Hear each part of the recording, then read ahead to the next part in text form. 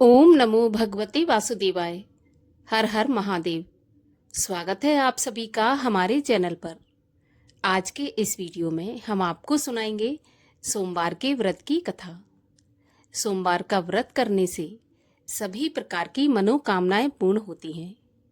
सोमवार का व्रत भगवान शिव को समर्पित होता है और इस दिन भगवान शिव की कथा सुनने से, आरती करने से भोलेनाथ प्रसन्न होते हैं, मन वांछित फल प्रदान करते हैं। तो अगर व्रत आपने रखा है तो अत्यंत ही श्रेष्ठ है, और अगर किसी वजह से व्रत नहीं भी रख सकते तो कथा तो आज के दिन अवश्य ही सुनना चाहिए, क्योंकि मात्र कथा सुनने से ही व्रत का आधा पुण्य फल प्राप्त होता है और भगवान शिव की कृपा से सभी प्रकार के संकट दूर होकर जीवन में खुशहाली आती है। तो कथा तो अवश्य ही सुननी चाहिए। और आज की वीडियो में हम आपको सोमवार के व्रत की कथा सुनाएंगे, मगर उससे पहले आपसे आग्रह है कि अगर अभी तक आपने हमारे चैनल को सब्सक्राइब नहीं किया है तो सभी प्रकार की व्रत कथाएं, महात्म और व्रत से जुड़ी जानकारियां प्राप्त करने के लिए चैनल को सब्सक्राइब करके बेल आइकन पर क्लिक कर लीजिए। और अगर आपको आज की कथा अच्छी लगी तो लाइक अवश्य करिए, क्योंकि आपके लाइक से हमें ये पता चलता है कि आपको हमारा वीडियो पसंद आया। तो चलिए अब हम शुरू करते हैं सोमवार के व्रत की कथा। एक बहुत ही धनवान साहूकार था। उसको धन आदि किसी प्रकार की कोई कमी नहीं थी, परंतु पुत्र न होने के कारण वह अत्यंत दुखी रहता था। वह रात दिन इसी चिंता में रहता था और इसलिए वह पुत्र की कामना के लिए प्रत्येक सोमवार को शिवजी का व्रत और पूजन किया करता था। सायंकाल वह शिवजी के मंदिर में जाकर दीपक जलाया करता था। उसके इस भक्ति भाव को देखकर एक समय पार्वती जी ने शिवजी महाराज से कहा कि हे महाराज, ये साहूकार आपका अनन्य भक्त है और सदैव आपका व्रत और पूजन बड़ी ही श्रद्धा से करता है, अतः इसकी मनोकामना आपको पूर्ण करनी चाहिए। तब शिवजी ने कहा, पार्वती, ये संसार कर्म क्षेत्र है। जैसे किसान खेत में बीज बोता है वैसा ही फल काटता है, उसी प्रकार संसार में जो जैसा कर्म करते हैं वैसा ही फल भोगते हैं।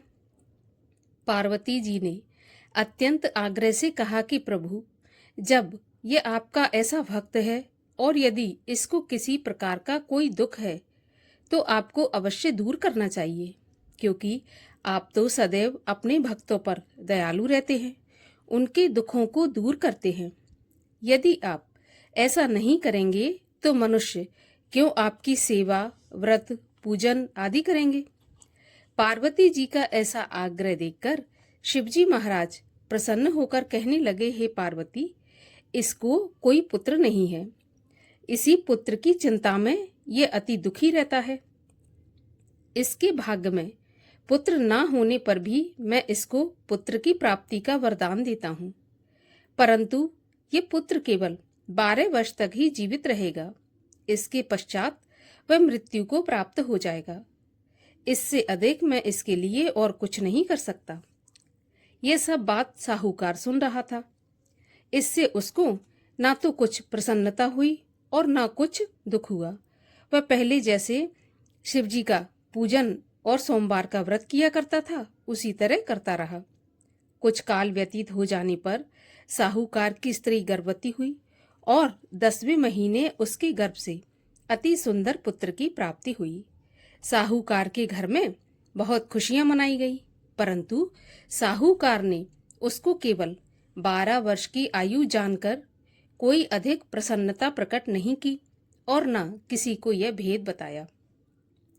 जब वह 11 वर्ष का हो गया तो उस बालक की माता ने उसके पिता से उसके विवाह आदि के लिए कहा, परंतु वह साहूकार कहने लगा कि मैं अभी इसका विवाह नहीं करूंगा, इसको काशी जी पढ़ने के लिए भेजूंगा।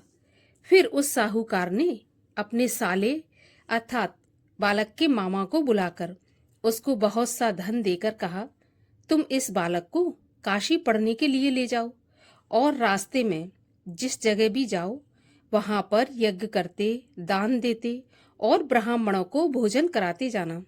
इस प्रकार वह दोनों मामा और भांजे सब जगह यज्ञ करते और ब्राह्मणों को भोजन कराते जा रहे थे। रास्ते में उनको एक शहर पड़ा।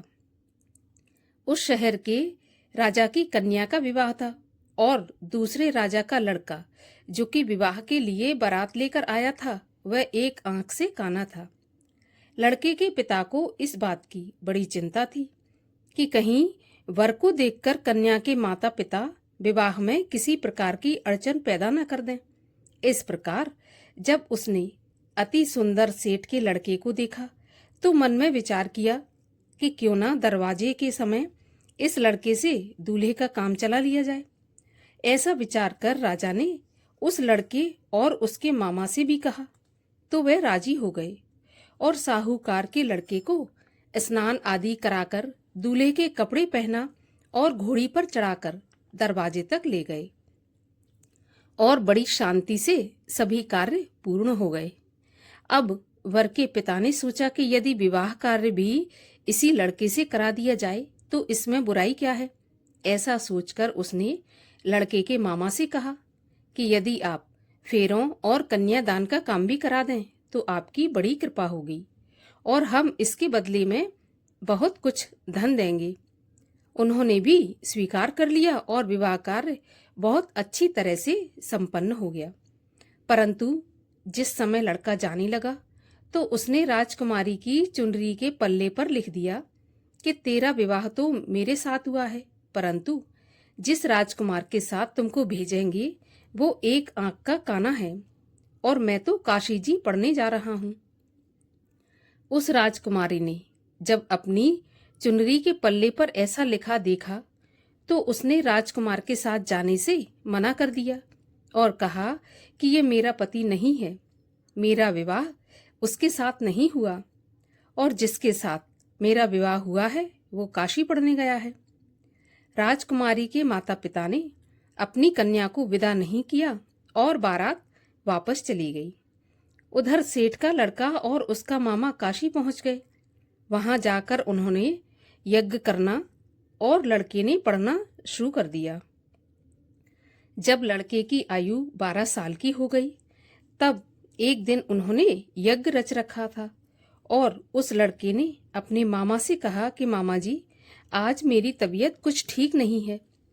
तो मामा कहने लगे कि तुम अंदर जाकर सो जाओ। लड़का अंदर जाकर सो गया और थोड़ी देर में उसके प्राण निकल गए।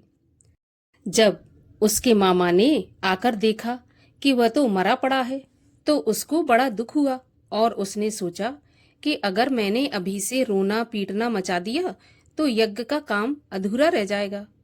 अतः उसने जल्दी से यज्ञ का कार्य समाप्त करके ब्राह्मणों के घर जाने के पश्चात रोना पीटना आरंभ कर दिया। संयोगवश उस समय शिवजी महाराज और पार्वती जी उधर से जा रहे थे।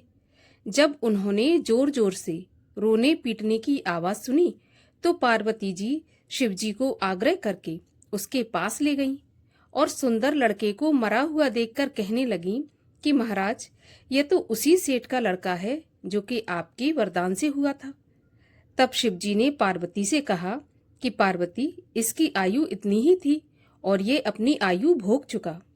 तो पार्वती जी कहने लगी, महाराज कृपा करके इस बालक को और आयु दे दो, नहीं तो इसके माता पिता तड़प तड़प कर मर जाएंगे। पार्वती के इस प्रकार बार बार आग्रह करने पर भगवान शिव ने उसको वरदान दिया और शिवजी महाराज की कृपा से वह लड़का जीवित हो गया। शिव और पार्वती कैलाश पर चले गए। तब वह लड़का और उसका मामा उसी प्रकार यज्ञ करते अपने घर की तरफ चल पड़े और रास्ते में उसी शहर में आए जहां पर उस लड़के का विवाह हुआ था। वहां पर आकर जब उन्होंने यज्ञ आरंभ कर दिया तो उस लड़के के ससुर ने उसको पहचान लिया और अपने महल में लाकर उसकी बहुत आवभगत की। साथ ही बहुत सारे धन और दासियों के साथ बड़े आदर और सत्कार के साथ अपनी लड़की और जमाई राजा को विदा किया। जब वह अपने शहर के निकट आए तो उसके मामा ने कहा कि पहले मैं तुम्हारे घर जाकर खबर करके आता हूँ। उस समय उसके माता पिता अपने घर की छत पर बैठे हुए थे और उन्होंने ये प्रण करके रखा था कि यदि हमारा पुत्र कुशलता पूर्वक घर आ गया तो राजी खुशी नीचे आ जाएंगे, नहीं तो छत से गिरकर अपने प्राण दे देंगे। इतने में उस लड़के के मामा ने आकर ये समाचार दिया कि आपका पुत्र आ गया, परंतु उनको विश्वास नहीं हुआ। तब उसके मामा ने शपथ पूर्वक कहा कि आपका पुत्र अपनी स्त्री और बहुत सारा धन साथ लेकर आया है। तो सेठ ने बड़े आनंद के साथ उसका स्वागत किया और वह बड़ी प्रसन्नता के साथ रहने लगे। इसी प्रकार जो कोई भी सोमवार के व्रत को धारण करता है अथवा इस कथा को पढ़ता या सुनता है, उसके दुख दूर होकर उसकी समस्त मनोकामनाएं पूर्ण होती हैं। इस लोक में नाना प्रकार के सुख भोग कर अंत में सदाशिव के लोक की प्राप्ति होती है। बोलिए माता पार्वती की जय, भगवान शिव शंकर की जय। और आइए अब करते हैं भगवान शिव की आरती। ओम जय शिव ओमकारा स्वामी हर शिव ओमकारा ब्रह्मा विष्णु सदा शिव अर्धांगी धारा। ओम जय शिव ओमकारा एकानन चतुरानन पंचानन राजे हंसानन गरुणासन वृषवाहन साजे। ओम जय शिव ओमकारा दो भुज चार चतुर्भुज 10 भुज ते सोहे तीनों रूप निरखता त्रिभुवन जन मोहे। ओम जय शिव ओमकारा अक्षमाला वनमाला मुंडमाला धारी चंदन मृग मद सोहे भोले शशिधारी। ओम जय शिव ओमकारा श्वेतांबर पीतांबर बाघंबर अंगे सनकादिक ब्रह्मादिक भूतादिक संगे। ओम जय शिव ओमकारा कर में श्रेष्ठ कमंडल चक्र त्रिशूल धरता जग करता जग हरता जग पालन करता। ओम जय शिव ओमकारा ब्रह्मा विष्णु सदा शिव जानत अविवेका प्रणवाक्षर के मध्य ये तीनों एका। ओम जय शिव ओमकारा त्रिगुण शिव जी की आरती जो कोई नर गावे कहत शिवानंद स्वामी इच्छित फल पावे। ओम जय शिव ओमकारा। बोलिए शिव शंकर महादेव की जय।